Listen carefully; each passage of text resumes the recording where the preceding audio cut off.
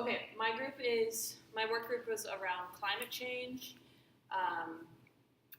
and our proposal is to change the messaging around climate change and energy. So I guess just some background, and I'm going to post my keynote presentation on the Facebook group, but basically Trump has plans to end the EPA, end Obama's war on coal, which is the Clean Power Plan. He's already made plans to appoint a climate change denier to head the EPA. And then he's also said he wants to cancel the Paris negotiations. So for details on all of that, I would look at the PowerPoint. So our work group's proposal is to change the messaging around climate change and energy. So where this came from is that as we were doing our research, we realized that on the DNC's website, on Hillary's website, in news articles and on petitions, everywhere climate change is talked about as a crisis that America must make urgent concessions to avoid catastrophic consequences. And it's very negative language.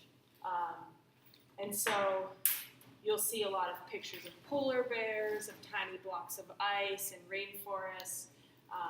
And with a lot of these petitions that we saw, there are things like stop Congress from denying climate change, or stop Donald Trump from denying climate change. So when we got together, we were thinking about what can we do differently? How can we change the conversation around climate change in a more positive direction that's more action-oriented?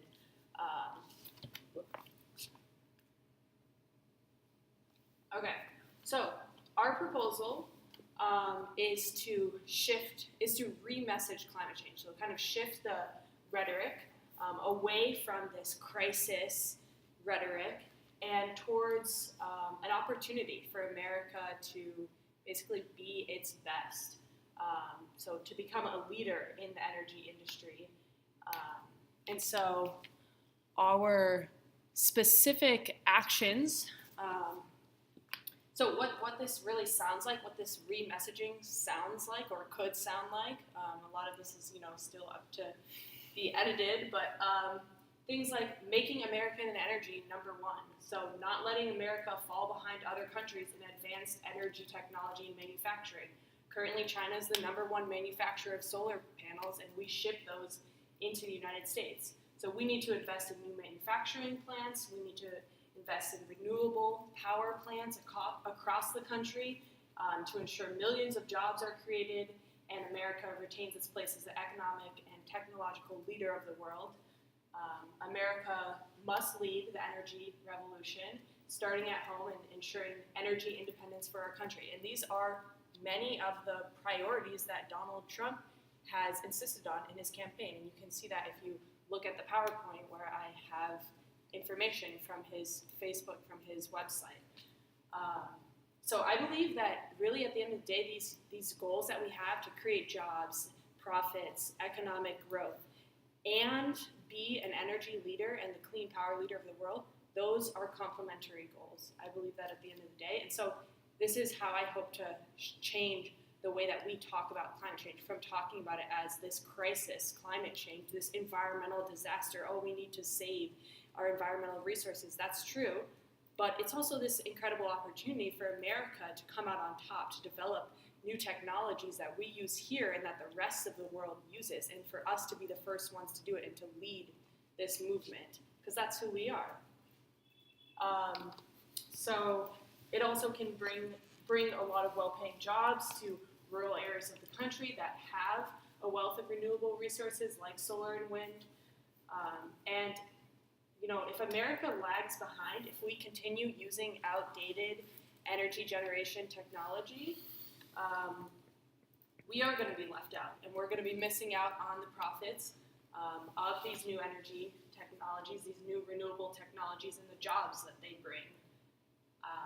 So let's make American energy number one. So that's an example of some of the ways that we want to start talking differently about climate and energy.